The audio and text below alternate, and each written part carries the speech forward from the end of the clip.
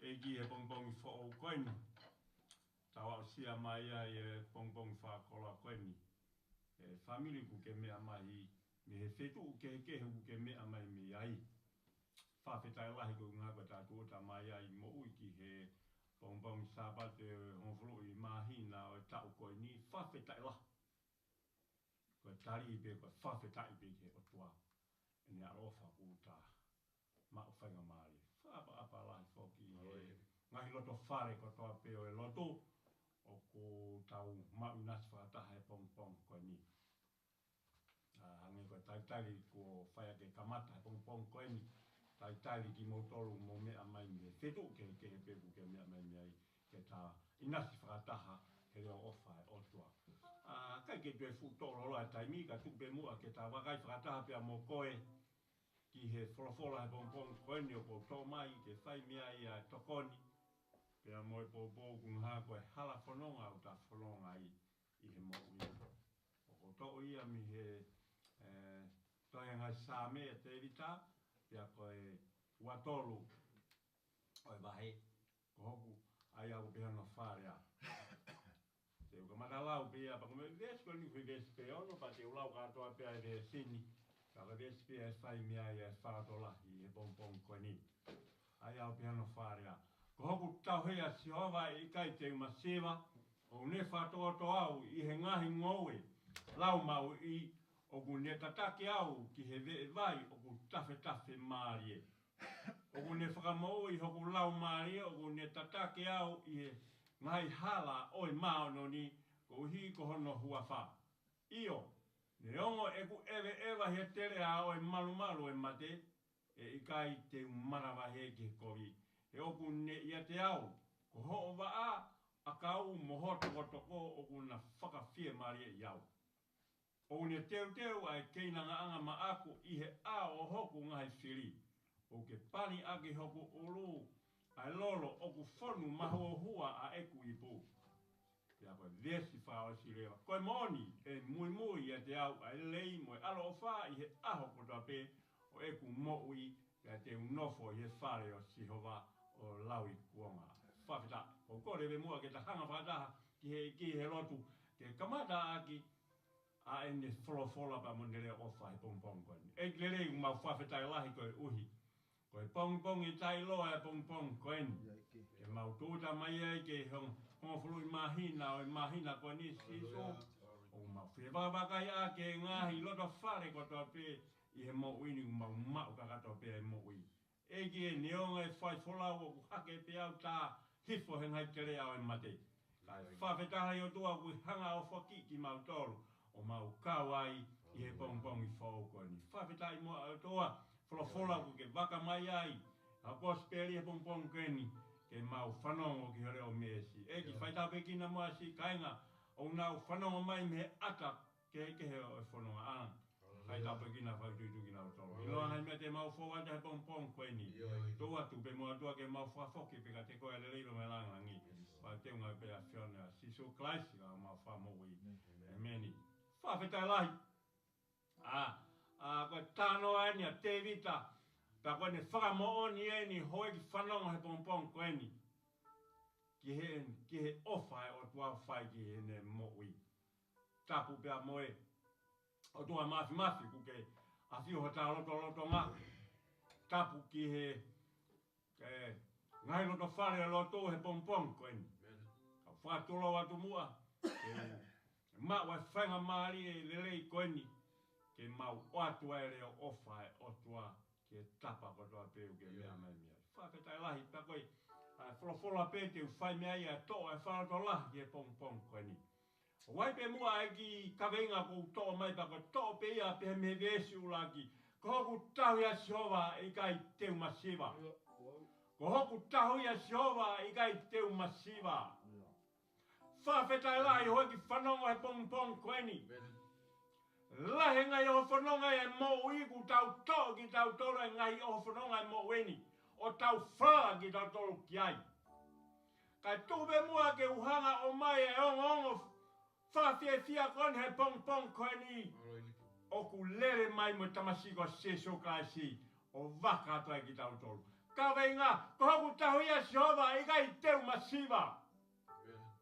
Ngai o whanonga I mo uini ia, kainga whanonga, ku tau tō ki tau tōre ngai o whanonga, kehe mo uini, o tau whanala tau tōru ki ai. Tau whanala ki tau tōru ki ho tau iwi marohi. Whanala ki tau tōru ki ho tau ngahi poto. Whanala ki tau tōru ki ngahi o whanonga I mo uini. Kaua e paanga. Ha ngai mea ku ke whanala ki ai he pong pong koeni.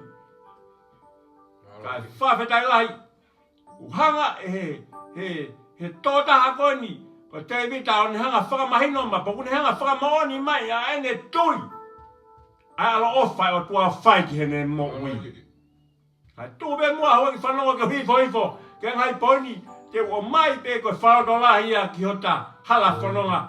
He koe whanonga ni koe whanonga whaingata. Pa koe whanonga loa ku ta whai he mo ui. Tōbe mua koe hifo. I he ngahi vesini. Pa koe vesi wa. Oku ne whakatokoto au I he ngahi ngou e lau ma ui. Whakatokoto au I he ngahi ngou e lau ma ui. Whawhetai lahi. Koe ngahi ngou e lau ma ui. Oku tala pe ia I he tonga kele oku hunu kei. Ai ngou e lau ma ui. Ka ofia e vai. Oku kehe pene mo ui ana. Oku ma ui pe ia. Whawhetai lahi. Pehe vesini. Oku ne whakatokoto au I he ngahi ngou e lau ma ui. Whawhetai. E hoki whanau. Me kaisani ku ke mea mai. Ko taimi ku tatako toi mo taimi eva mo tamasiko siso kaisi. Oku mo ui pe e tam. Ma ui ma pe e tam mo ui a ki tawana. Whawhetai lahi. Ko e ta mauai ha o tua mesi. Ni onga ngai whangata au ta whanonga mo ia. He kai ke tuku ngai whangata au ta whataloke mo ia. E Christian. Ka koe ta nofo ka sisu kai si ua no whainga whakanonga. Mo no whainga whakafie marie. Ki he whamiri, ki he siasi. Ki he ngaho e anga pe ku whepe tapa. Ki he ta mo ui. Oku mahu inga. Taime u ta nofa ka sisu kai si. Ma behe konga ki mui koe e besi. Oku ne tatake au. Ki he ve vai. Oku tafe mamari. Whawhetai lahi. Koe taimi oku nofa e ta mo ui ka sisu kai si. Oku iai be hono taimi. Totonu. Mohono taimi le lei. Me taimi u ta nofa ai ka sisu kai si. Whawhetai lahi. E hoi ki whanongu ke mea mai. Ko ta whainga maari e ia e mo ui. Tōku me mua ko hifo ke poini. Hono. Ai au haia vesi tolu. Oku ne whakamoi hoku lau maari e. O ne tatake au I he ngai hala. O I mānoni. Ko hiko hono huafa. Whawhetai lahi. Koe taimi hanga mea na kulawe kai ki mua. Koe taimi u ta piki ai ki ha tapa pe o sisu kaisi. O ne hanga whakalahi. Ho ta ngahi aho. O ne hanga whakalahi. E ta ngahi whakaukau. O ne hanga whakalahi. Ho ta ngahi loto. Whawhetai lahi. Pehe vesi. Tatake au I he ngai hala. O e maononi. Whawheta. Koe whanonga. He pong koe. Pehe wahe wha. Iyo. Ne ongo e kuege e wahe terea o e malu e mate. Whawheta. O hoko masi su klaisi. Kota. Puke anga nge ki ta mo ui. Wei ta ngai whanonga anga he mo ui ni. Peko mo ui ko ni kuta ina. Te au ta alu mo ui hopla ki ta wai. Ka kuta alu mate holopi ki ta wai. Taimi uta no fuai. Ki he vai o sisu kaisi. O ma ui be. E ta no foka te ia. Whawhetai anga I ho ta lau maari Karistiane ku ke mea mahe pong koe ni. Iyo, ni ongo eku ewa I he terea o I malu e mate. I kai te manawa e ke kovi. Hangai whakatanga ku hoko ki he ta mo ui. Hangai whangata. Te ta whakaloake I muehala whanonga. Ni he whanonga ngani. Ka whawhetai, hoko maa si so koe whawhie maari e. hoko masi su koe whanonga, hoko masi su koe whakalahia. Ia taimi ku ta whalai ka te ia. Whawheta, pere waha vesi ni ma. O ke teo ta a keinanga anga, ma aku iho ao hoku ngahi whiri.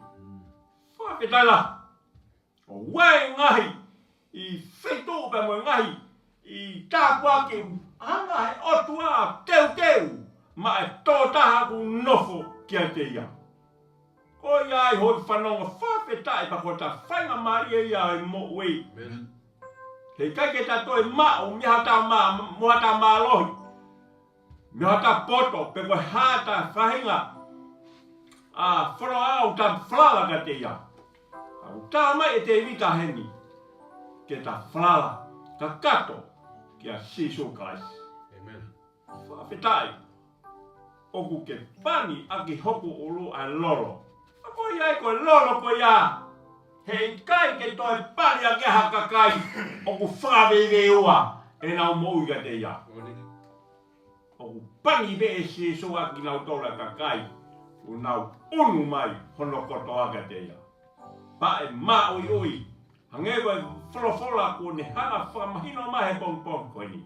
Pa e ma ui ui be ia. I he taimi o e whaingata. O e taimi ku la a toho ai. Taimi o ku mate ai e funga e kere e ma ui ui be. Ai ka kai e un nofo ka Sisu Christ. Ka pehere wahi. E vesi whakaosi. Koe mooni e mui a te au. Ai lei pia moe alo ofa i e aho ta pe. O eku mo ui whawhetai lahi. I he ngahi tāpua ki ia hoe ki whanonga Christiani o ke mea mai. I he pongi koe ni. E ongo, hae lahi e tā mou e tā uko mai he otua ke tā mou iaki. Taimi te tā nofu ai kohono loto ngā. Oku ne hanga ai o whawhi male ki tau. Pane, keke ngatai. Tēn toi whakapara ki tau e ngahi aho. Koe mo oni o e mui a te awa e le ei mui aho ofa i aho da pe o e eku mo ui. Whawhetai la. E hoi whanongu ke mea mai i he pong koe ni. Tū pe mua. Ke whamā pōpanga ngō vesi koe ni. Ia sāme tongo furu.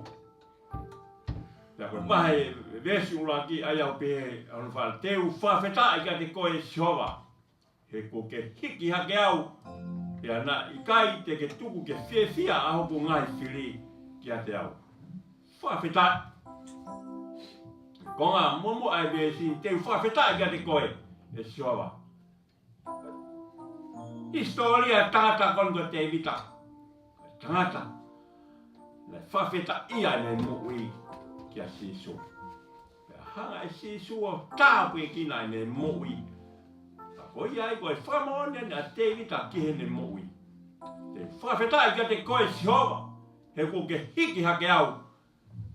Pea na i kai te ke tuku ke fiefia a hoko ngai whiri ki a te au. Whawhetai la. E ngai whaingata anai whaua te vita. E ngai whakatanga. Ana ke hoko mai Sisu ki he ne moui. Hiki ia. E mihe mate. Tuki honga whakamai a pōpua ki. A vesi ni ma. E ku tokon he pong koe. He oku hange e koe kemo oi mata hono hou hau. O ai ai mo ui I he ene ofa ka pare I ai ha tangi he po e hoko ai fiefia he pong. Whawhetai la. Koe taimi oku hou hau ai a Sisu Christ. Oku kemo be. Koe taimi utaha hou hau ai tawa e Christiani. Osi aho ia. Osi aoni. Toe la a utakei ita pe ki tawa. Kake whanunga. Whanonga le leiki he vea sini hoi ki whanonga. He oku hange koe kemo oi mata hono hou hau. Hange pe ne hou hau ai o tua ai a koe kemo pe a hono fofonga. Ko osi e ne hou hau a. Ka taimu uta hou hau a tā ka siane. Te takei hou hau pe ki tawa a hono hou hau pe a bongbong. Ko le alu pe a osi pe tauni. Mo takei hou hau pe. Ko ta whainga maari e ia. E hoi ki whanonga ku ke mea mai he bongbong koe ni. Ta tale a Sisu Christ. Ki he tā moui, Ange ko kalenga ko o mahe pong ko ni. Ko ku tau ia so mai kai te masiva. Neongo. Ko ha, atunga ia e ta mo ui. Ko taimi ku ta no fuai ke ta masiva siso kasi. Te ta ma wa mo ui. Ko ta ma ui ya. Tau ro fu. O ia I hoi whanau ke mea mai he ata pa mwere a pong ko ni. Whawhetai lai ku mau hen whata mo whangatoa ko ni. Te mau kei pāsi atu e reo ofa me reo mesi ai o tua ke tau kau ngā ngas whata hai he pong koe. Ko me mua utoa teke o mai he kau hiwa e hiwa he pong koe ni.